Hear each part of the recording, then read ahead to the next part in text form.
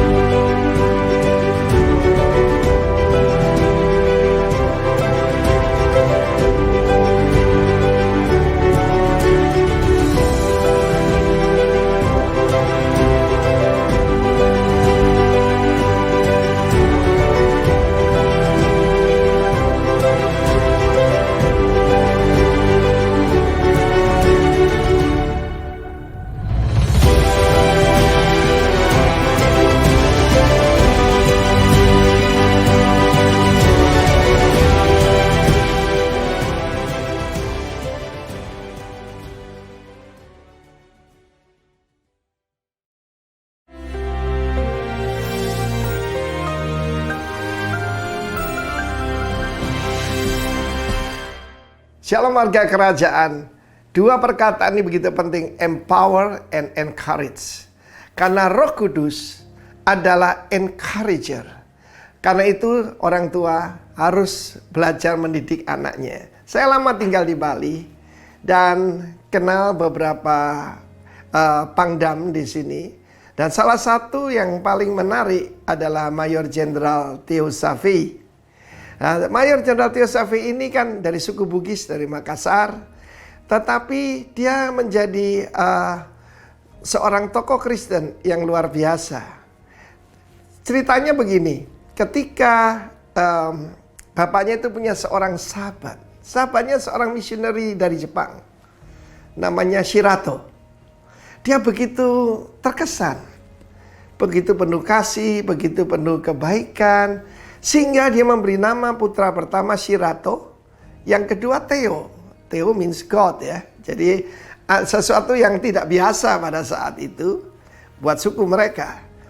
Tetapi waktu kecil, maka kalau lagi marah atau ditegur papanya, yang Shirato ini banting-banting barang ya. Mungkin kalau Pak Shirato masih mendengarkan silakan. Tetapi yang namanya Theo ini menangis pergi ke belakang pintu dan menangis terguguk-guguk di sana. Dan bapaknya berkata, kira-kira bakatnya begini, "Hai Shirato, kau cocok jadi tentara." "Theo, kau menangis, kau cocok jadi pendeta," katanya begitu, saudara. Tapi apa yang terjadi? Terjadi terbalik, saudara. Pak Theo jadi tentara yang hebat sekali dan kita lihat prestasinya luar biasa, seperti dikatakan oleh Pak Wiranto. Tetapi yang Pak Shirato itu jadi pendeta, saudaraku. Tetapi paling sedikit orang tuanya mengarahkan. Demikian juga setiap daripada kita. Kenalilah anak-anakmu. Dan jangan serahkan kepada masyarakat. Kebanyakan diserahkan kepada masyarakat. Dikirim ke luar negeri. Dan apa yang terjadi? Dia pulang jadi ateis. Dia pulang jadi pembangkang, pendurhaka. Karena perkataan disiplin itu penting. Saya masih ingat tentang diri saya sendiri. Saya mau cerita, kalau saya pulang, saya waktu itu masih sekolah rakyat ya, belum sekolah dasar namanya. Dengan bangga saya tunjukkan, yaitu rapor saya kepada papa saya. Dia langsung melihat prestasi. Membaca, berhitung, bercakap-cakap, pengetahuan umum, bagus. Dia bilang, good. Tapi ibu saya melihat yang di bawah. Apa itu? Kelakuan dan kerajinan. Dan saya berakhir dididik oleh ibu saya. Sebab sebetulnya saya bisa lebih dari itu. Cuma agak malas. Ya, merasa diri pandai. Dia bilang, you can do it better than that. Dan kelakuan, suka ngelawan, saudara. Ya. Dan terutama saya belajar sesuatu. Saya sekarang menjadi seorang pendidik. Saya punya anak-anak rohani. Saya ketua dari sebuah STT. Maka saya tahu the power of character leadership. The power of principle leadership. Saya belajar terutama dari ibu saya. Nah, kejadiannya adalah ketika saya masuk remaja, saya bilang pada bapak saya, "Oh, sudah, aku tidak mau jadi insinyur, aku mau langsung kerja saja." Dan apa yang terjadi? Dia tempeling saya, saudaraku, sambil mengeluarkan air mata. Saya putranya satu-satunya. Kemudian itu didikan itu membuat kebodohan hilang dari saya. Saya jadi insinyur. Dan ketika di wisuda, saya peluk bapak saya. Dia berdiri dengan bangga sekali. "Pak, kamu siapa? Terima kasih." "Kamu siapa?" Ditempeling tuh, Pak. "Jadi aku sekarang jadi insinyur. Terima kasih ya, Pak." Dia tersenyum.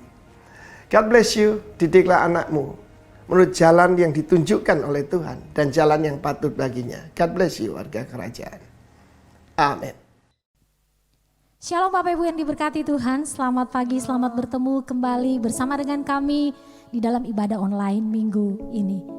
Saya percaya kita semua yang ada pagi hari ini diberkati Tuhan, amin. Berapa banyak kita yang diberkati Tuhan, mari saudara-saudaraku yang ada di rumah, boleh lambaikan tangan Bapak Ibu Saudara yang ada di rumah. Kita siapkan hati kita untuk memuji dan memuliakan nama Tuhan, sebab Dia Raja di atas segala raja, Dia layak dipuji dan layak disembah. Terima kasih Tuhan, kami bersyukur kepadamu. Haleluya. Oh, terima kasih Tuhan.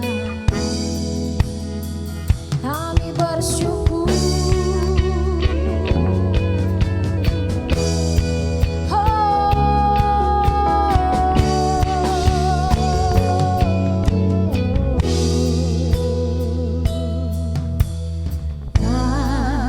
Terukur kasih-Mu Yesus, Kau telah mati gantikan diriku, Kau curahkan darah-Mu untuk tebus dosaku.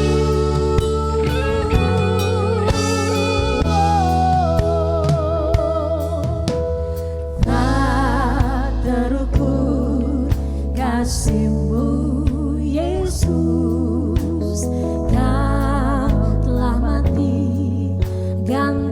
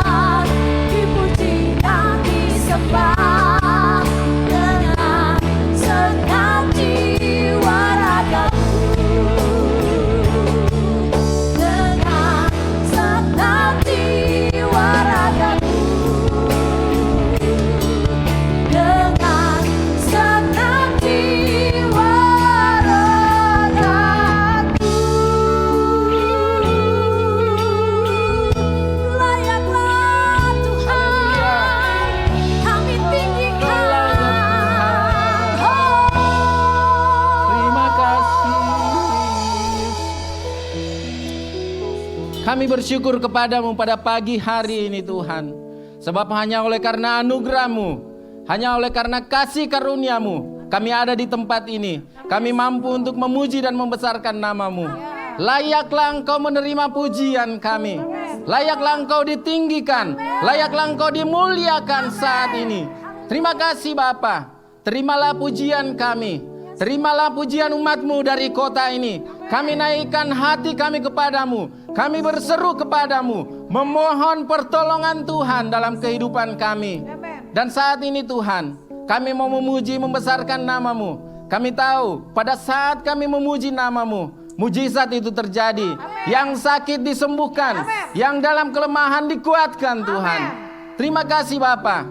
Terima kasih Tuhan Yesus. Di dalam nama Tuhan Yesus, kami mulaikan ibadah ini. Haleluya. Amin. Kami mau bersorak-sorai bagimu Tuhan dengan sukacita yang dari surga. Haleluya.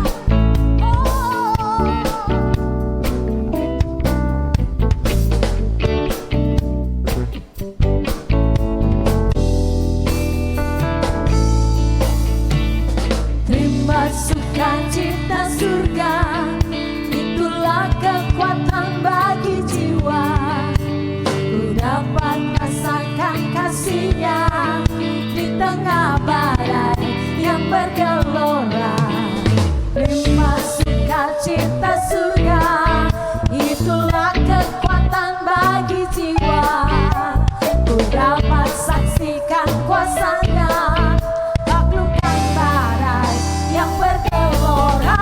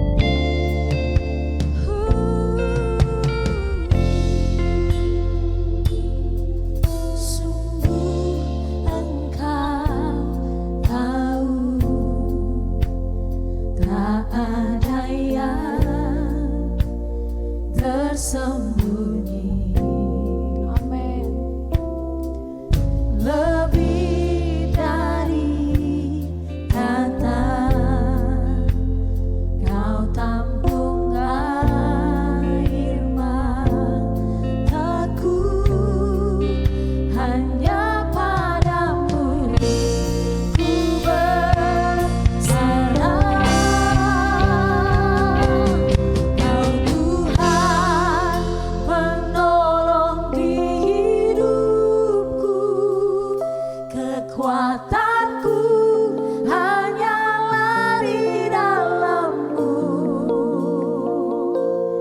Kau setia memulihkanku.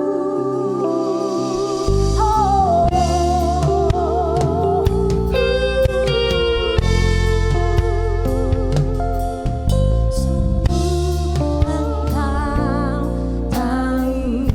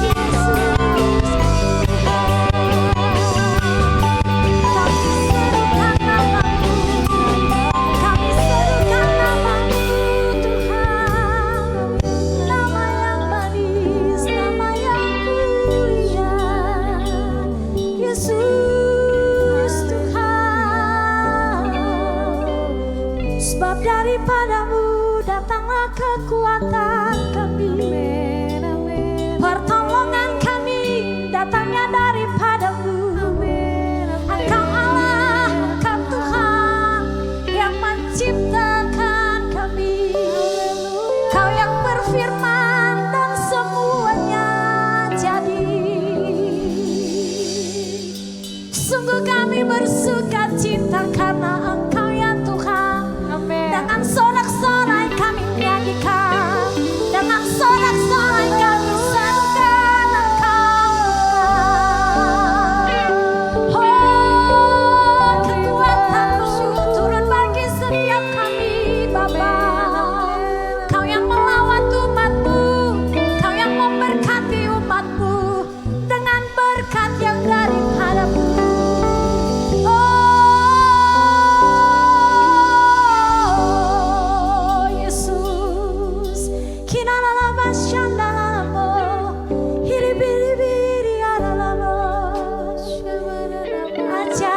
Ajaib Engkau Tuhan, sungguh ajaib nama-Mu.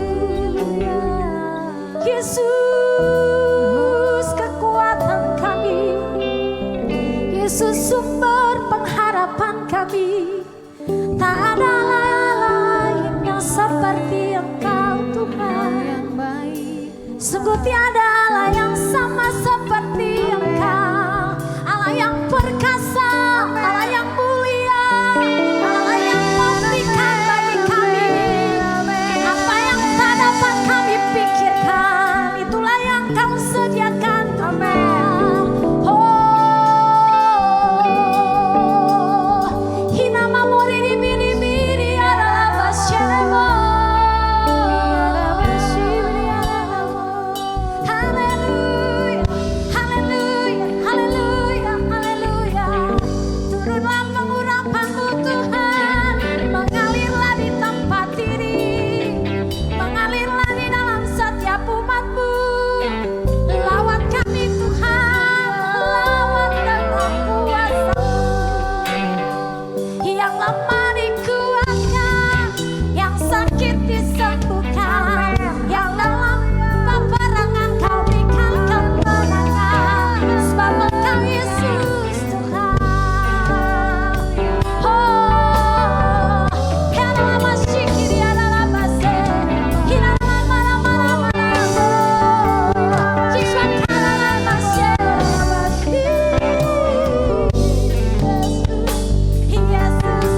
Yesus Tuhan, kekuatan di jiwa kami.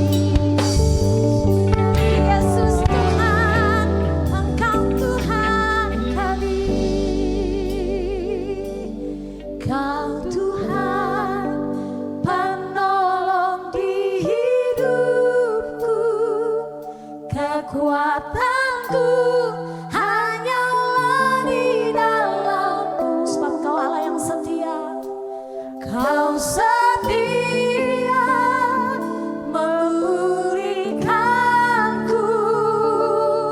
hidupku memuliakan nama-Mu. Rahmat-Mu Tuhan, rahmat-Mu menaungi hidupku. Kau setia sampai Engkau Tuhan.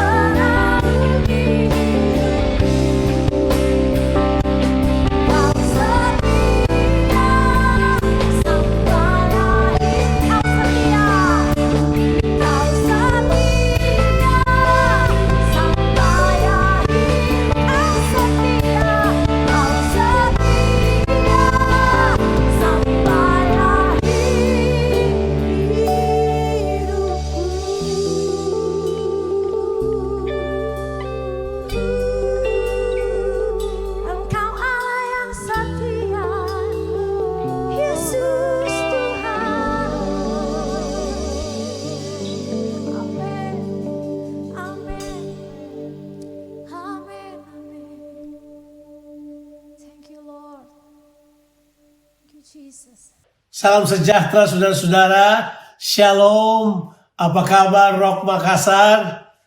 Puji Tuhan. Saya tahu bahwa saudara dalam keadaan baik-baik dalam perlindungan Tuhan. Saudara, banyak hal yang terjadi di sekitar kita, tapi kita akan tetap fokus pada apa yang Tuhan sedang kerjakan.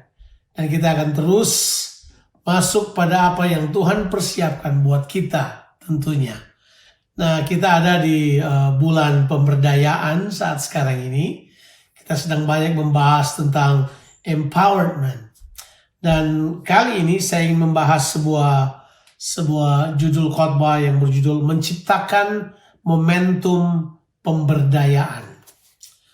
Bahwa hari-hari ini adalah hari di mana Tuhan sedang membangkitkan orang-orang percaya untuk terlibat dalam pelayanan. Karena di dalam kerajaan Allah tidak ada orang yang dipanggil untuk menjadi pengangguran. Semua orang harus terlibat mengerjakan apa yang Tuhan mau mereka kerjakan. Bahkan kita mengetahui saat-saat sekarang Tuhan sedang membangkitkan sebuah pergerakan yang namanya pergerakan keimamatan semua orang percaya. Di mana semua orang percaya didorong untuk melayani pada spheres mereka, kepada daerah-daerah tanggung jawab mereka. Baik itu di pendidikan, di bisnis, sports, atau entertainment, ataupun politics, ataupun kesehatan, atau apa saja. Kita sedang dipanggil oleh Tuhan untuk diberdayakan dan kemudian untuk berfungsi pada tempat-tempat tersebut supaya di setiap gunung ini Tuhan memiliki orang-orang benar yang akan memancarkan cahaya, memancarkan kebaikan, memancarkan karakter Kristus di tengah-tengah tempat pekerjaan mereka. Nah, kita akan membaca dulu firman Tuhan sebelum saya akan menjelaskan kepada saudara bagaimana kita sebagai sebuah gereja akan menciptakan momentum pemberdayaan ini. Supaya kita kemudian bisa melihat bahwa di jemaat kita yang kita kasih, di komunitas kita yang kita cintai ini, akan terjadi peralihan generasi dengan baik. Akan bangkit generasi-generasi baru yang akan mengambil obor untuk kemudian berlari pada generasinya untuk membuat perbedaan karena mereka dipersiapkan. Karena memang benar Alkitab berkata, kalau hati bapak-bapak berbalik kepada anak-anaknya dan hati anak-anak berbalik kepada bapak-bapaknya atau pikiran durhaka berbalik kepada pikiran yang benar, maka Tuhan akan membangkitkan satu umat yang siap. Satu umat yang dipersiapkan untuk pergerakan Allah. Satu umat yang layak untuk mengerjakan pekerjaan Allah. Saudara bisa baca itu di dalam Injil Lukas pasalnya yang pertama ayat 17 dan seterusnya. Kalau kita membaca Alkitab, kita akan menemukan bahwa Yesus, pribadi yang kita junjung tinggi waktu dia berjalan di dunia ini, dia menciptakan momentum-momentum pemberdayaan dengan murid-muridnya yang dia muridkan. Dan Yesus tahu persis waktu pelayanannya dan waktu bersama dengan murid-muridnya ini tidak terlalu lama. Dia hanya ada di bumi ini 3,5 tahun lamanya. Tapi dalam 3,5 tahun tersebut dia memberdayakan mereka. Dan kemudian apa yang terjadi? Dia kemudian lewat orang-orang ini. Dia jungkir balikan dunia. Akan ditulis di dalam Injil Markus pasalnya yang ke-16 ayat 19, 20 dan di bagian akhir dari Injil Markus tersebut. Dibilang bahwa Yesus tetap menginjil, memberitakan Injil bersama-sama dengan mereka. Yesus adalah pribadi yang memang tahu persis bagaimana menciptakan momentum di dalam membangkitkan sebuah sistem pemberdayaan yang baik bagi murid-muridnya. Nah, kita akan baca di dalam kitab Injil Matius pasalnya yang ke-10. Injil Matius pasalnya yang ke-10, kita akan baca ayatnya yang pertama saja. Saya bisa baca tentunya sampai ayatnya yang keempat, tapi saya ingin baca ayatnya yang pertama saja dan kemudian saya akan lompat pada ayatnya yang kelima. Jadi ayatnya yang pertama dan kemudian ayatnya yang kelima. Ya, kalau saudara baca ini di dalam Injil Lukas pasalnya yang ke-9, saudara juga akan mendapatkan ide yang sama. Tapi saya akan bacakan kepada saudara ayat-ayat ini. Matius pasalnya yang ke-10 ayatnya yang pertama.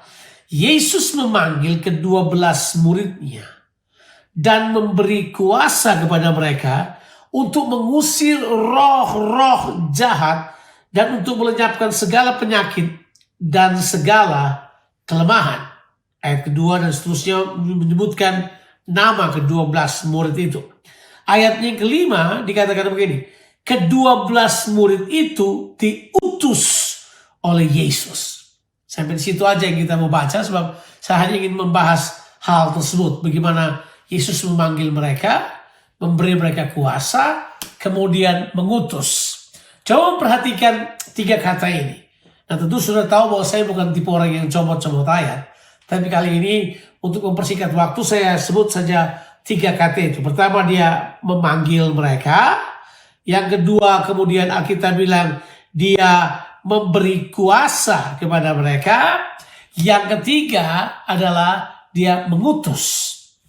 Nah, ini adalah cara pemberdayaan yang Yesus kerjakan. Dan Yesus buat ini hampir kepada semua muridnya. Nanti di Injil, kalau saudara lihat di Injil Lukas pasalnya yang ke-10, Yesus buat hal yang sama dengan 70 murid yang lain. Nah, kalau kita kemudian perhatikan ini merupakan cara yang Yesus pakai. Dan sebelum Yesus naik ke sorga, di pasalnya ke-28, dia juga buat hal yang sama untuk semua murid yang ada. Yang pada waktu itu kira-kira ada 120 orang yang mana-mana sebelum dia naik ke sorga, dia melakukan hal yang sama kepada mereka. So, cuma kita lihat 3 kata tersebut. Yang pertama, dipanggil. Itu kata-kata yang penting, bahwa kita perlu sekali mengerti bahwa Yesus memanggil ke-12 muridnya. Dipanggil untuk apa? Ini sebuah hal yang sangat penting. Kalau dibaca dalam terjemahan bahasa Inggris, and when he had called unto him. He had called unto him. Terjemahan Indonesia tidak memberitakan hal kata itu. Called unto him. Itu kata penting sekali. Bahwa Tuhan Yesus pertama memanggil mereka untuk pribadinya terlebih dahulu. Nah, kita tidak harus berpikir terlalu jauh mengenai hal ini. Tapi inilah panggilan yang sebenarnya. Saudara dan saya dipanggil kepada pribadi Yesus terlebih dahulu. Berarti komitmen saudara haruslah kepada pribadi Yesus. Yang kedua, komitmen saudara haruslah kepada tubuh Kristus. Baru komitmen saudara kepada pekerjaan-pekerjaan Yesus di muka bumi ini. Sebab kita terpanggil untuk Yesus. Kita dipanggil bagi Yesus. Saudara tidak dipanggil untuk denominasi saudara. Saudara tidak dipanggil untuk sebuah gereja, klik, kelompok. Enggak. Saudara dipanggil bagi Yesus. Jadi Yesus memanggil ke-12 muridnya untuk dirinya dulu. Setelah mereka bersama-sama dengan dia. Sebab ini terjadi bukan cuma terjadi panggil besok langsung enggak. Ini kemudian menceritakan kepada kita ada sebuah proses kebersamaan dulu. Dia panggil mereka untuk dirinya. Dan berulang-ulang kali Yesus, kalau sudah perhatikan, bertanya kepada murid-muridnya. Misalnya dia bertanya kepada murid-muridnya pada satu occasion di Matius pasal 16. Menurut kata orang, siapakah aku ini? Ada yang bilang kamu Yeremia, kamu Yohanes Pembaptis, kamu Elia. Tapi menurut kata kamu, siapakah aku ini? Jadi Yesus ingin membawa mereka kepada sebuah hubungan pribadi terlebih dahulu. Jangan lupa bagaimanapun besarnya tas kita, apapun yang kita kerjakan, jangan pernah lupa hubungan pribadi kita dengan Tuhan. Itu hal yang sangat penting. Kemudian yang kedua kita beritahukan kepada kita, selain dia memanggil mereka untuk dirinya. Ini kemudian yang kedua. Disinilah yang disebut pemberdayaan terjadi. Yesus memberi kuasa kepada mereka. Kata pemberdayaan ini dalam bahasa Yunani adalah endunamo. Artinya punya pengertian impartasi kekuatan. Dalam konsep ini bilang dia memberi kuasa kepada mereka untuk mengusir roh jahat dan melenyapkan segala penyakit dan kelemahan. Nah, coba perhatikan, dia empower mereka. Dia beri mereka kuasa. Dan kemudian dia mengutus mereka. Jadi dengan jelas bahwa Yesus adalah pribadi yang begitu tahu bagaimana create momentum di dalam dia memberdayakan murid-muridnya. Setelah dia panggil mereka bersama dengan dirinya. Panggilan bersekutuan dengan anak. Sang anak ini kita kumpul dengan dia, kita bersama dengan dia. bergaul karib dengan dia, baru kemudian dia impartasikan exousia, itu otoritas. Dia berikan kepada kita kuasa, exousia itu. Kuasa ini luar biasa. Jadi kemudian ke-12 rasul ini kemudian diutus oleh Yesus untuk langsung mempraktekkan apa yang mereka dapatkan. Nah, tentu sudah lihat bahwa di Injil Lukas dijelaskan waktu mereka pulang mereka bersuka cita sekali. Tapi Yesus bilang buat mereka, hello, jangan bersuka cita karena iblis tunduk kepadamu. Karena waktu mereka pulang mereka bilang ini, bahkan roh-roh jahat tunduk kepada kami. Yesus berkata, janganlah kamu bersuka cita karena roh jahat tunduk kepadamu. Tapi bersuka citalah karena namamu terdaftar di sorga. Jadi coba lihat, Yesus mau mereka diberdayakan. Yesus mengutus mereka untuk praktek langsung apa yang mereka dapatkan. Baik secara karakter dan kehidupan, dan kemudian terhadap kuasa yang mengalir dalam kehidupannya. Tapi Yesus juga selalu ingatkan kepada mereka, hey, stay humble, tetaplah rendah hati. Bukan soal roh jahat tunduk padamu yang penting, tapi bersukacitalah karena namamu tertulis di sorga. Itu adalah hal yang saya anggap sebagai hal yang luar biasa. Nah sekarang coba sekarang saudara perhatikan bahwa hal-hal ini perlu sekali kita mengerti. Yesus datang untuk membawa perubahan.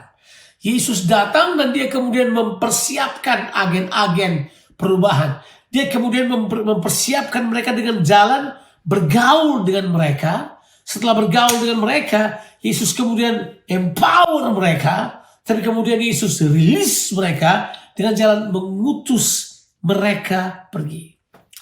Nah sebagai jemaat, sebagai komunitas, kita harus menjadi sebuah komunitas yang menjadi komunitas agen perubahan. Ya, kita harusnya menjadi agen-agen perubahan di lingkungan di mana kita berada.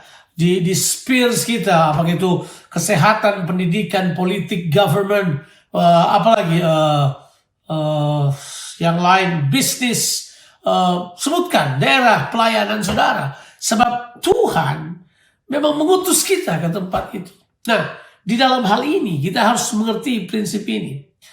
Kita sebagai komunitas haruslah menjadi orang-orang yang menciptakan sebuah momentum atau sebuah iklim pemberdayaan, di mana di situ akan terjadi waktu orang diberdayakan mereka dengan cepat. Arti momentum adalah apa itu?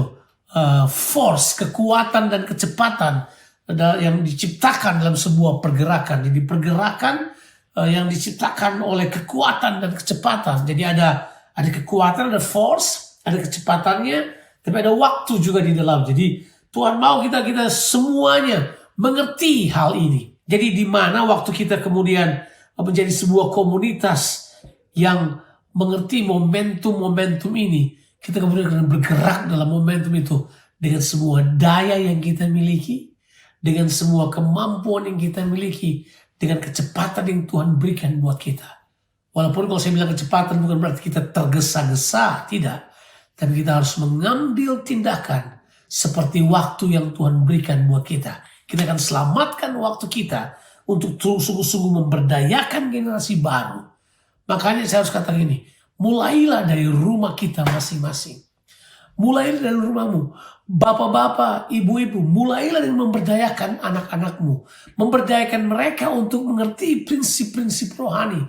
Prinsip bergaul dengan Allah. Berikan kesadaran dari kecil bahwa kita semua dipanggil oleh Allah untuk mengerjakan kehendaknya di muka bumi ini.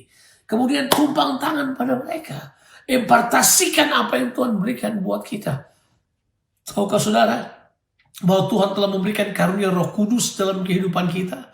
Setiap kita dapat menumpangkan tangan kepada orang sakit supaya orang sakit sembuh. Kita akan menumpang tangan kepada anak-anak yang di bawah kita supaya ada impartasi kuasa turun dalam kehidupan mereka.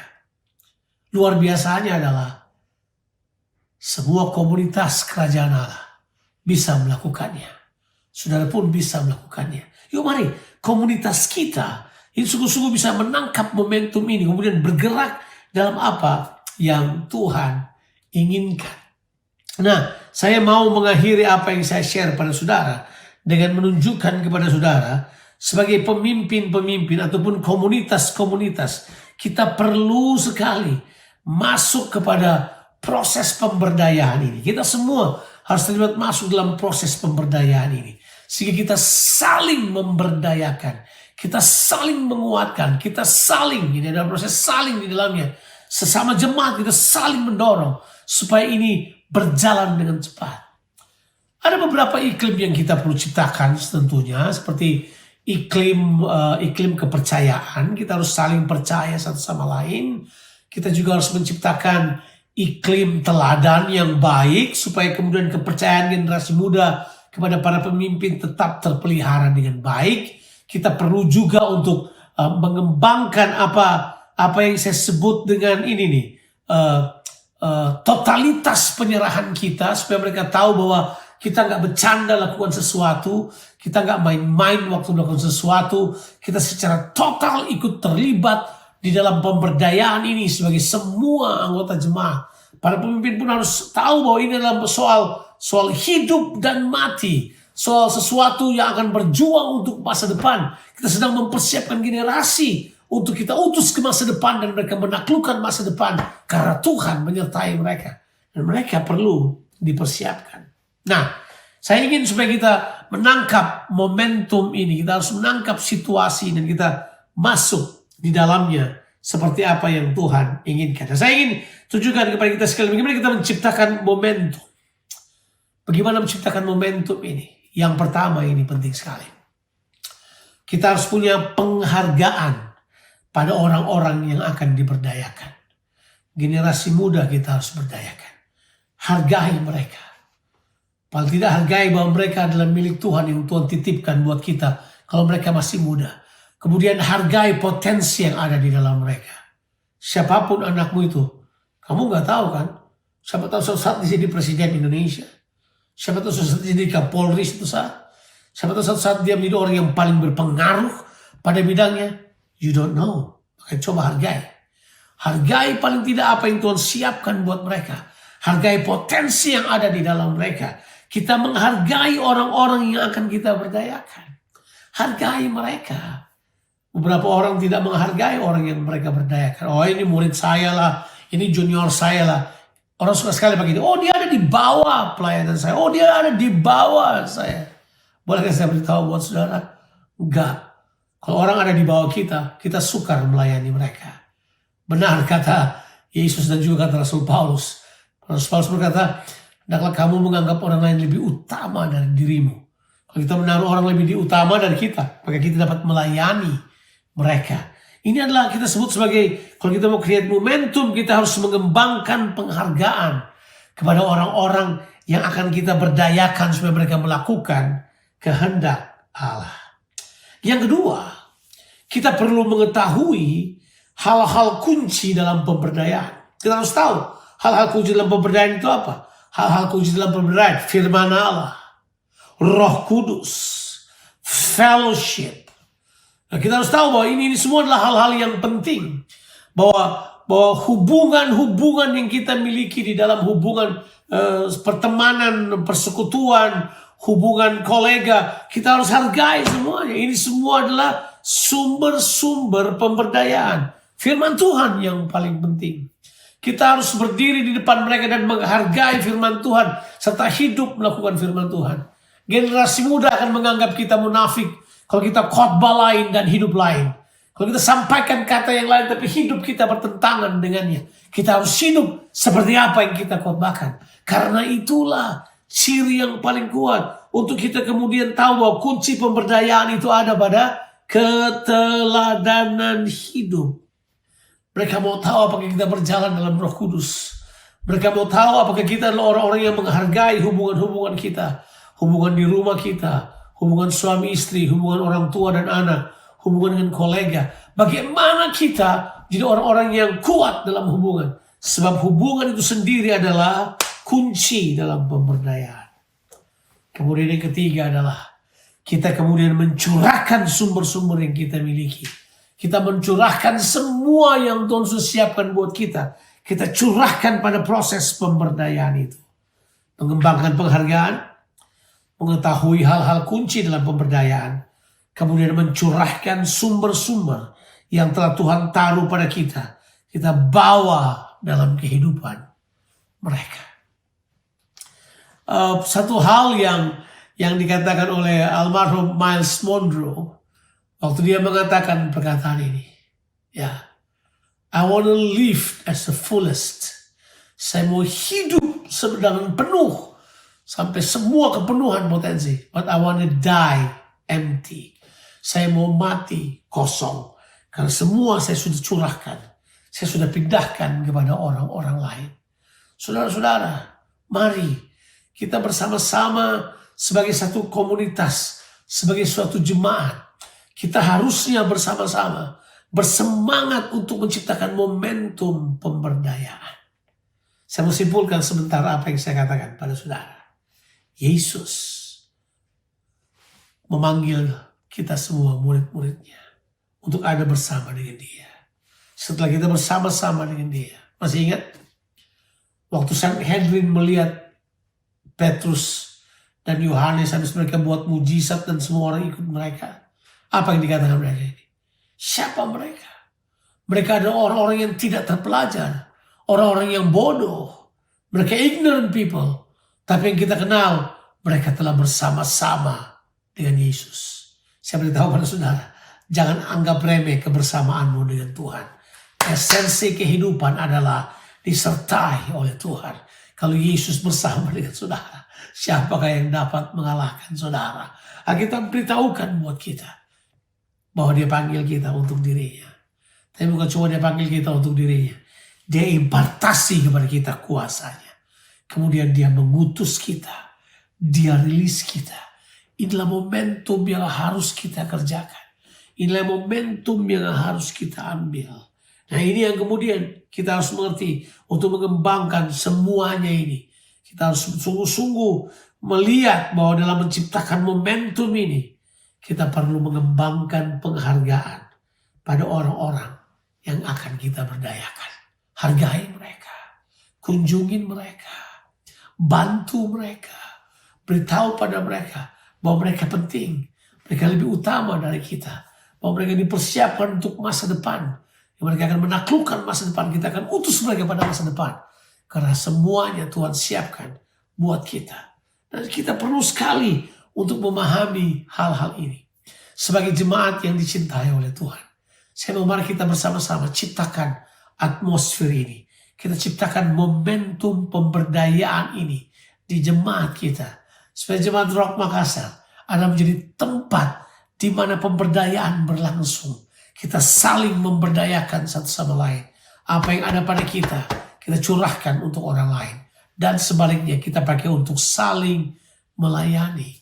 Supaya kita penuh dengan semua kepenuhan Kristus. Kita sebagai satu jemaat bersama-sama kita bertumbuh ke arah dia. Dia adalah Tuhan kita. Dia adalah segala-galanya bagi kita. Mari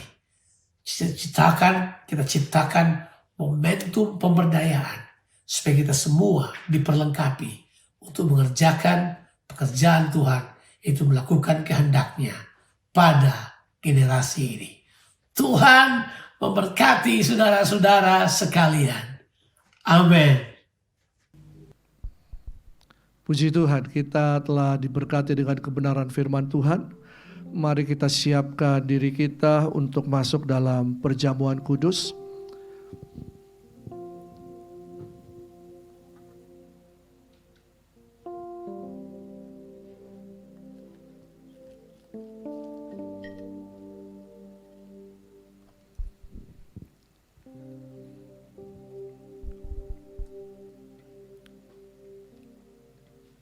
Perjamuan kudus bukan liturgi biasa, liturgi yang selalu kita ulangi tiap minggu.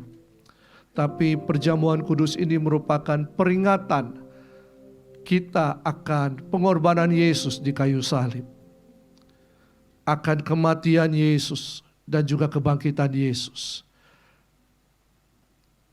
Kita harus terus berhubungan dengan Tuhan, sehingga kuasa kebangkitan itu menjadi milik kita.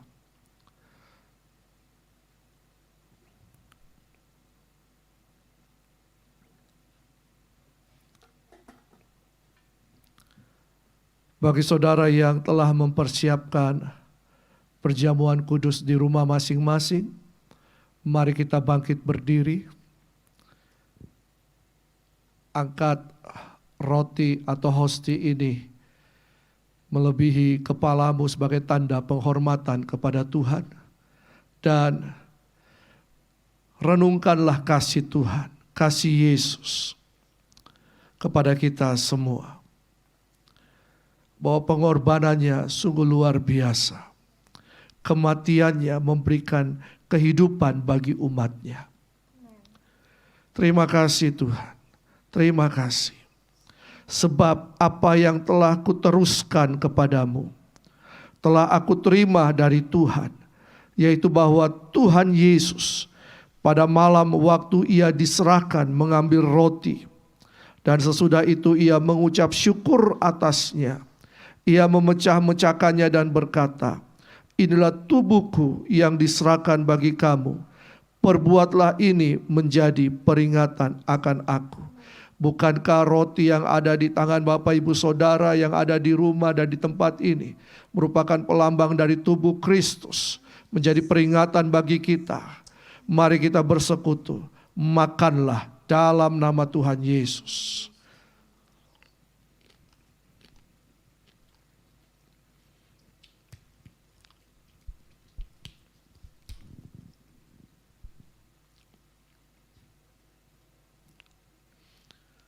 Mari angkat cawan di tangan saudara melebihi kepalamu sebagai tanda penghormatan kepada Tuhan Yesus.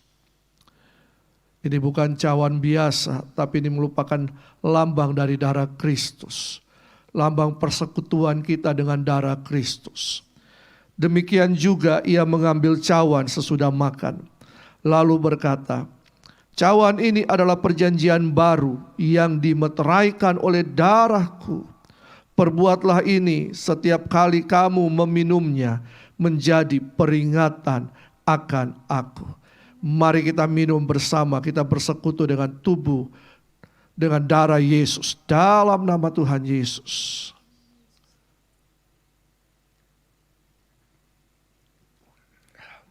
Haleluya. Mari beberapa saat ini ucapkan syukur. Naikkan syukur kepada Tuhan. Terima kasih. Terima kasih. Terima kasih untuk tubuhmu dan darahmu. Kami memperingati karya Kristus di kayu salib. Kami diselamatkan, kami disembuhkan, kami dikuduskan, kami disucikan. Kami menjadi milik Kristus karena pengorbananmu di kayu salib. Kami diperdamaikan dengan Allah Bapa di sorga karena pengorbanan Yesus di kayu salib. Kami ada, kami hidup, kami sehat, kami kuat karena pengorbanan Yesus di kayu salib. Kami melayani Tuhan, kami bersyukur. Terima kasih Tuhan, terima kasih. Setiap yang menerima tubuh dan darah Yesus kuat, sehat, disempurnakan tubuh, jiwa dan rohnya dalam persekutuan yang indah. Terimalah kuasa kebangkitan itu, kuasa yang menyembuhkan, kuasa yang memulihkan, kuasa yang membangkitkan. Dalam nama Tuhan Yesus, dalam nama Tuhan Yesus. Terima, mujizat terjadi.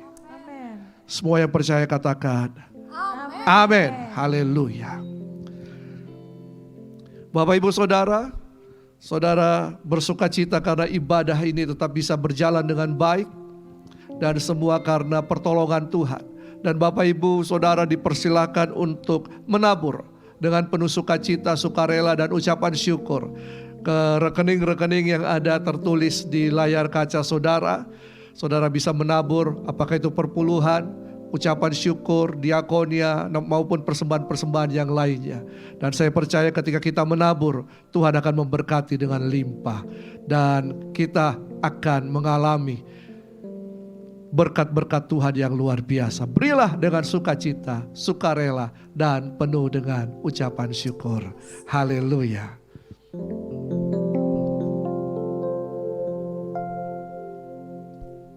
Tangan kuat yang memegangku, selalu menuntunku.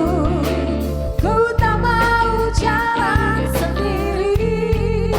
Yesus, ku perlu kuasa-Mu, ku perlu kasih-Mu sampai akhir hidupku. Tangan kuat yang memegangku, selalu menuntunku. Ku tak mau jalan sendiri. Yesus, ku perlu kuasa-Mu, ku perlu kasih-Mu sampai akhir. Tangan kuat yang memegangku, selalu menuntunku. Ku tak mau jalan sendiri. Yesus, ku perlu kuasa-Mu, dan ku perlu kasih-Mu sampai akhir hidupku. Sampai akhir hidupku. Sampai akhir hidupku. Sampai akhir hidupku. Haleluya. Mari kita tetap bangkit berdiri, kita terima berkat daripada Tuhan. Saudara-saudaraku yang kekasih, dimanapun engkau berada, terimalah berkat daripada Allah Bapa, Anak, dan Roh Kudus. Terimalah damai sejahtera, kasih, dan sukacita. Terimalah berkat kesembuhan, kekuatan. Terimalah berkat sukacita yang datangnya daripada Tuhan. Diberkati hidupmu, diberkati keluargamu, diberkati hidup nikahmu, diberkati pekerjaanmu, bahkan apapun yang kau kerjakan untuk kemuliaan nama Tuhan, diberkati dengan berlimpah-limpah, disertai oleh Tuhan. Kau diberkati untuk jadi berkat, dan sekali percaya Yesus tetap untuk selama-lamanya. Maranatha, Tuhan datang. Haleluya. Amin.